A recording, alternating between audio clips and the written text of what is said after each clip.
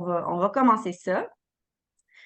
Donc voilà, ben merci tout le monde d'être là, c'est super apprécié. On sait que c'est des mois chargés, il en reste pas gros avant le temps des fêtes, puis on apprécie que vous soyez là avec nous ce matin, prendre le temps d'avoir une conversation, de discuter, puis de rencontrer des acheteurs, des gens d'approvisionnement, ainsi que des entreprises, des acteurs du milieu qui peuvent vraiment aider peut-être à développer des nouveaux marchés, puis à rencontrer de nouveaux partenaires pour la prochaine année à venir. Donc, mon nom, c'est Gabrielle. Comme vous pouvez le voir, je travaille au chantier de l'économie sociale. Puis, c'est moi qui vais animer pour aujourd'hui.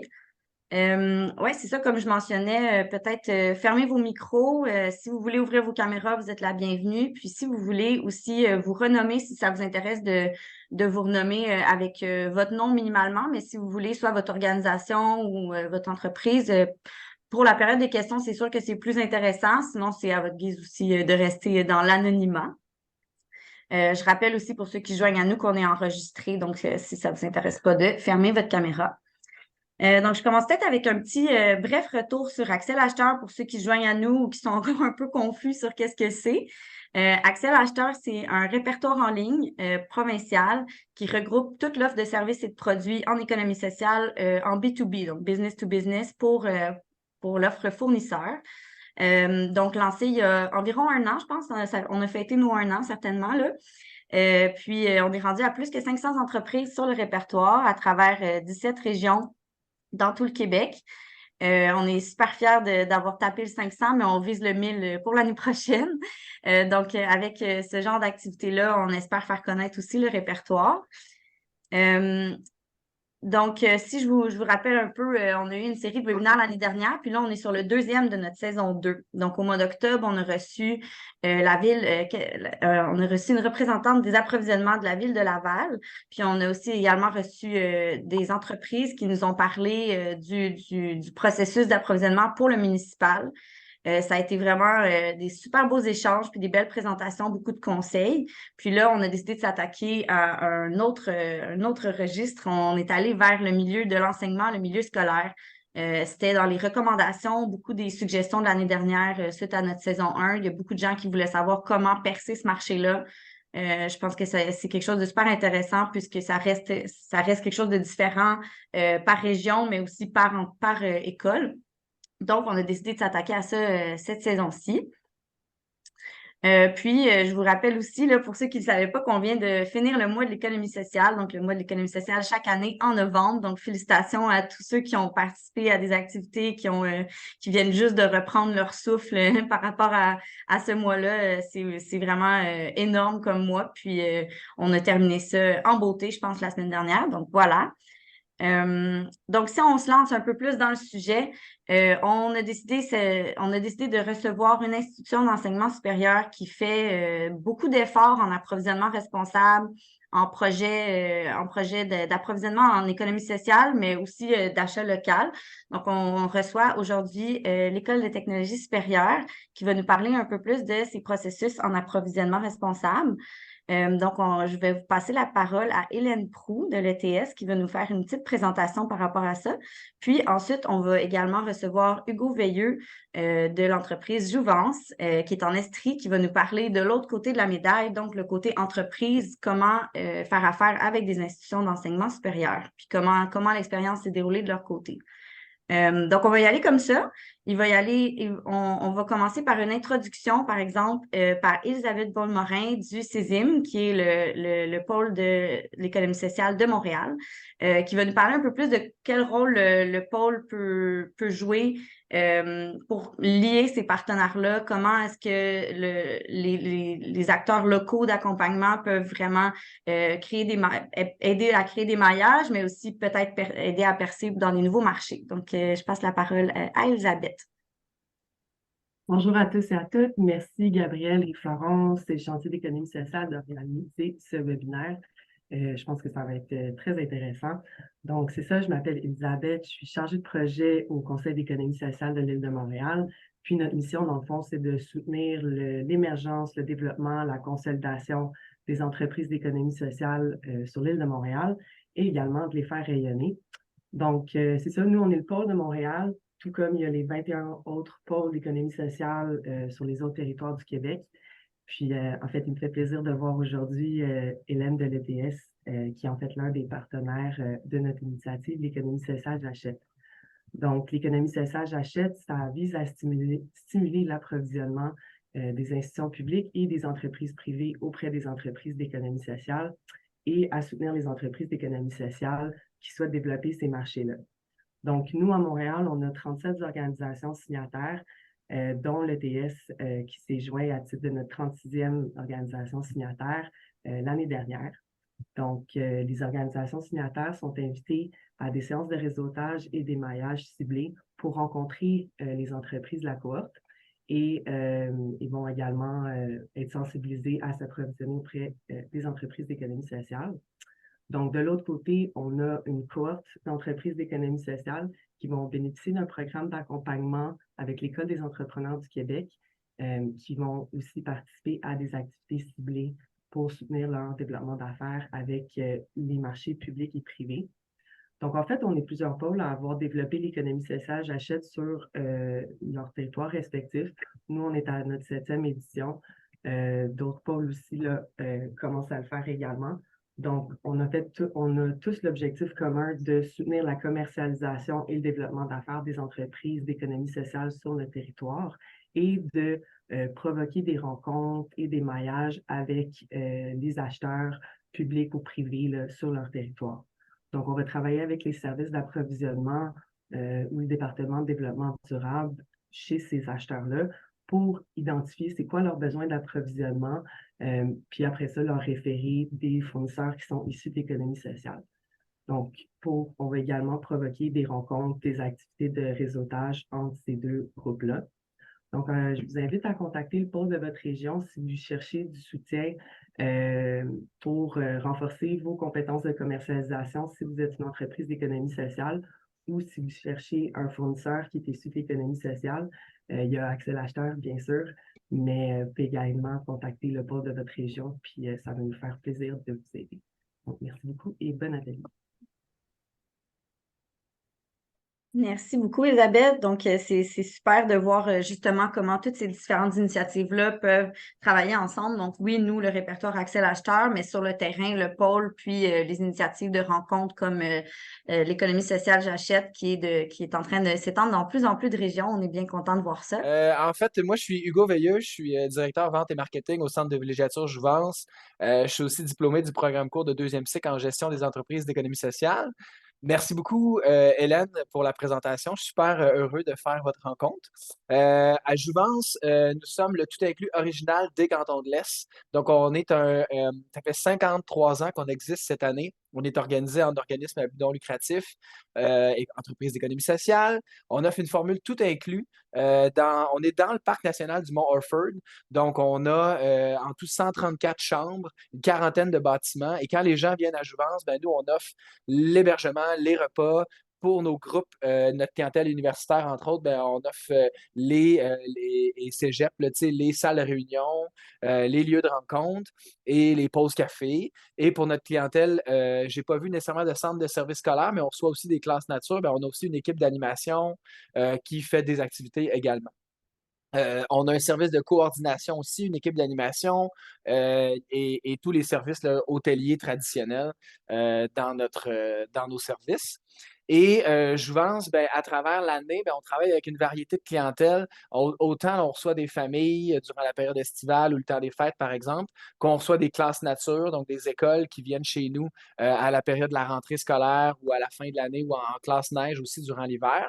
Et on reçoit énormément de clientèle des cycles supérieurs. Donc, on travaille avec pratiquement toutes les universités, là, surtout de l'ouest du Québec, là, tout ce qui est Concordia, McGill. On travaille avec, j'ai sur mon bureau ici là, un reçu de virement pour un groupe de l'UQAM qui viennent chez nous d'un centre de recherche.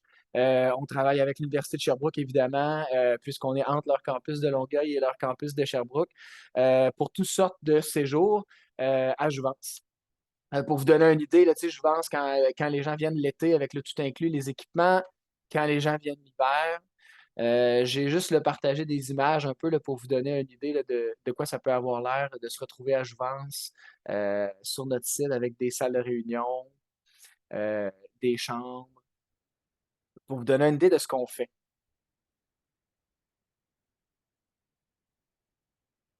puis de quoi ça a l'air. Puis j'ai mis plein de photos là, de clients, groupes qui sont venus à Jouvence, puis qui sont très satisfaits. Et puis pour jumper avec les questions qui nous ont été partagées pour vous guider un petit peu, à Jouvence, nos clients du domaine scolaire et éducatif, ben, comme je vous disais, on a des centres de services scolaires, beaucoup d'universités, centres de recherche, instituts de recherche qui viennent chez nous. Pour en nommer quelques-uns, là, à Sherbrooke, vous êtes peut-être au courant, là, le Quantique là, qui est énorme, ben, dont on travaille beaucoup avec l'Institut Quantique, la faculté de physique, la faculté de génie, la faculté d'informatique. On travaille avec presque tous les centres de services scolaires aussi là, de la province pratiquement. On travaille avec des centres, autant avec des instituts, des centres de recherche, des facultés qui viennent chez nous pour des écoles d'été, des congrès, des, euh, des séjours de formation, des lacs à l'épaule, des retraites d'écriture. Donc, on a un paquet de variétés. L'origine des partenariats qu'on a avec les établissements d'enseignement supérieur, ben, il y a beaucoup, beaucoup de bouche à oreille. Puis, tu sais, pour les autres entreprises d'économie sociale qui sont là, je pense que ça, c'est super important d'outiller ce qu'on appelle vos champions. Tu sais, par exemple, je sais qu'à l'Université de Sherbrooke, on a quelques, par exemple, puis tu sais, tout à l'heure, Hélène parlait comment la gestion est décentralisée et puis c'est souvent le cas, effectivement, dans les universités, parce qu'après ça, chaque centre de recherche, faculté ont leur coordonnateur, coordonnatrice de programme, les professeurs responsables de certains événements. Et puis, en fait, une fois qu'on a quelques personnes avec qui on travaille bien ou qui connaissent bien les avantages de travailler avec votre organisation, bien, pour vrai, ça va vite. Puis, je vous invite à préparer des outils qui permettent, comme la petite présentation que j'ai là, mais j'en ai une version qui est très en PDF, tu sais, que je remets des fois à des coordonnateurs qui travaillent avec nous pour leur dire, hey, vous pouvez partager ça avec d'autres gens dans l'organisation s'il y a d'autres gens qui cherchent des lieux pour des événements. Puis rapidement, ce genre de petite documentation-là qu'on prépare fait son chemin dans les organisations puis se retrouve chez nous. Par ailleurs, il faut aussi être sur nous, on est sur SEAO. On parlait tout à l'heure des appels d'offres. Ben, il faut s'inscrire à ces systèmes-là pour pouvoir les vérifier puis être à l'affût aussi de ce qui peut sortir. Parce que des fois, c'est ce qui vous permet d'être au-devant là, des contrats plus volumineux ou plus gros qui peuvent sortir pour ces éléments-là. Euh, Ensuite, je vous dirais dans les avantages de faire affaire avec des établissements scolaires, ben, moi, je parle souvent de la régularité. Parce que tu sais, le cycle des établissements scolaires, ben, il reprend à chaque année. Puis nous, dans notre cas, c'est de l'événementiel, mais ça se prête à beaucoup, beaucoup de types d'achats également. C'est des choses qui reviennent dans l'année. Tu sais, à chaque année, nous, par exemple, je vais peut-être suivre pour surfer un peu sur l'ETS, mais nous, on travaille beaucoup avec la faculté de génie qui fait de l'Université de Sherbrooke, qui fait des bootcamps pour les étudiants de deuxième cycle. Puis ça revient à chaque année, tu sais, les bootcamps pour les étudiants du deuxième cycle. Une fois qu'on a établi une relation, qu'on se connaît bien l'un l'autre, ça revient à chaque année. Et puis ensuite, ben, la business revient à chaque année. Et l'avantage pour nous, c'est d'avoir cette régularité-là. Puis l'avantage pour la faculté, puis on se l'est dit à plusieurs fois, c'est qu'on apprend à bien se connaître.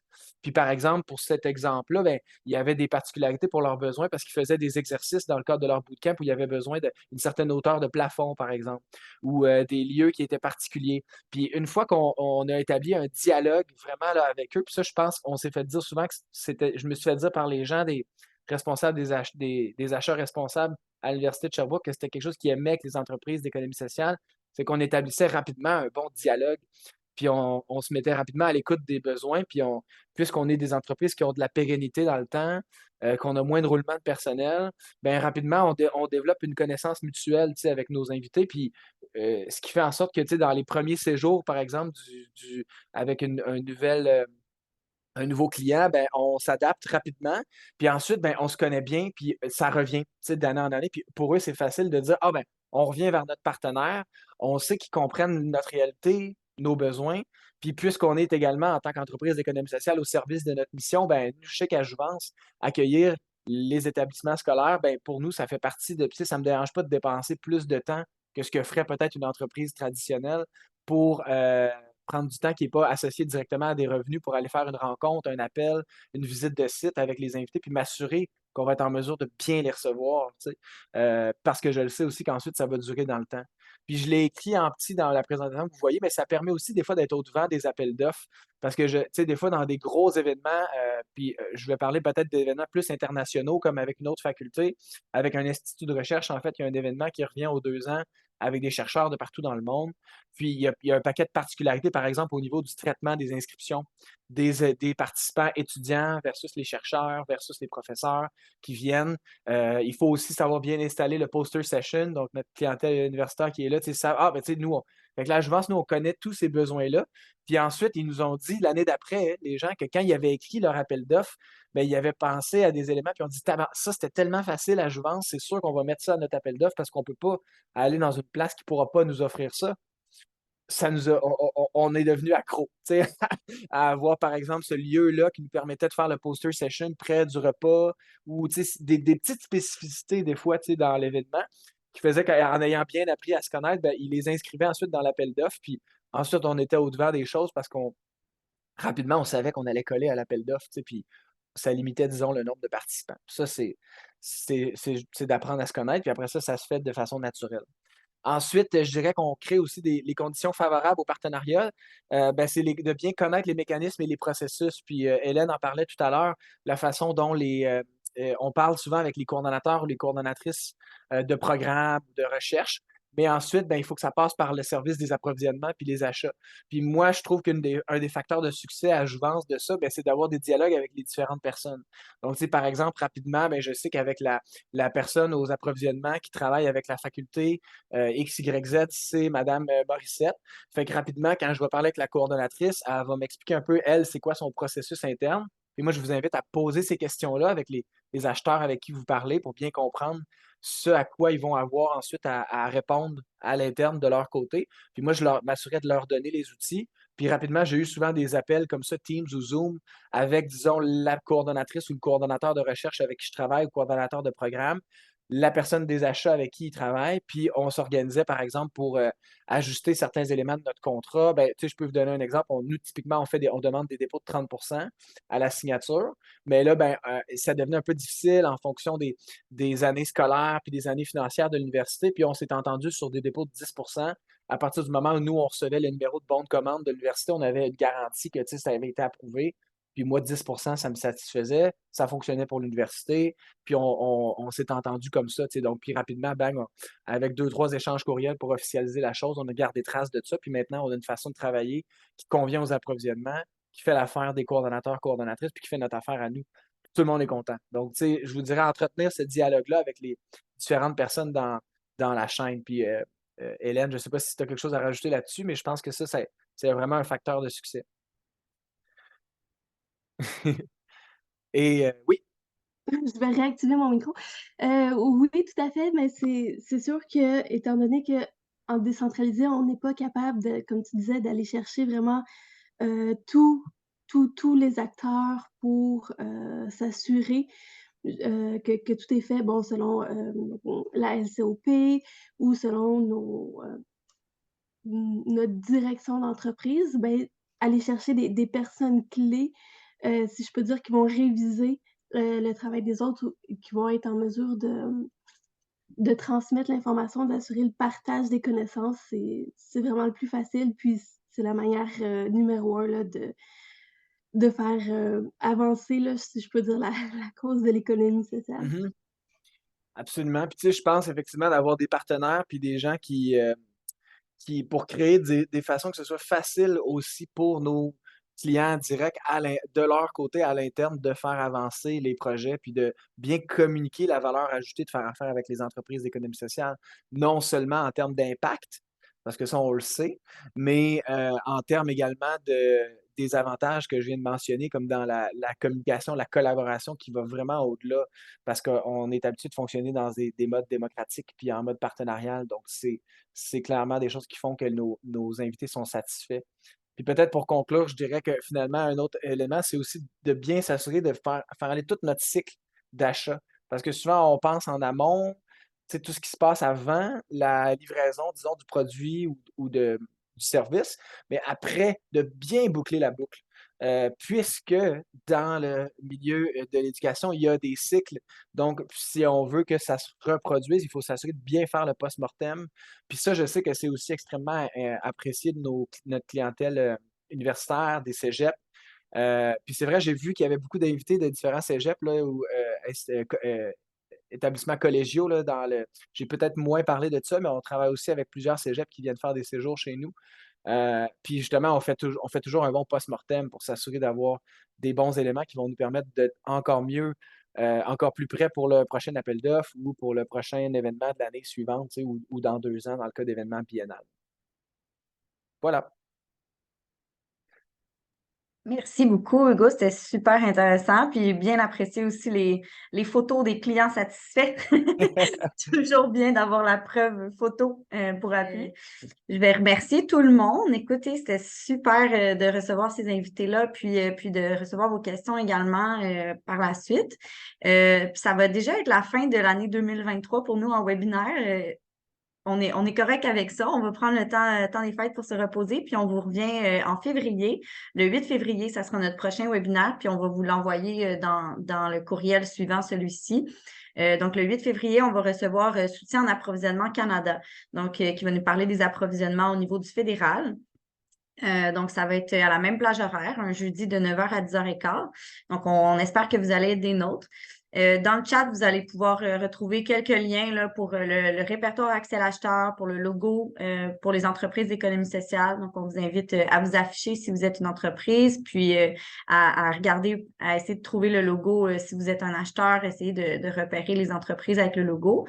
On va également mettre le lien pour notre chaîne YouTube où est-ce que vous allez pouvoir revoir les webinaires déjà passés, également celui-là si vous voulez aller retrouver les petites pépites d'informations qui ont été glissées pendant le webinaire. Puis, dernièrement, le dernier lien, ça sera notre page LinkedIn où est-ce que vous pouvez rester au courant de tout ce qui se passe avec Accès l'acheteur. On vous réserve quand même pas mal de surprises pour l'année 2024, donc on espère que vous allez être des nôtres. Merci beaucoup d'avoir été là. Puis, je vais vous souhaiter tous une belle journée puis un bon temps des fêtes.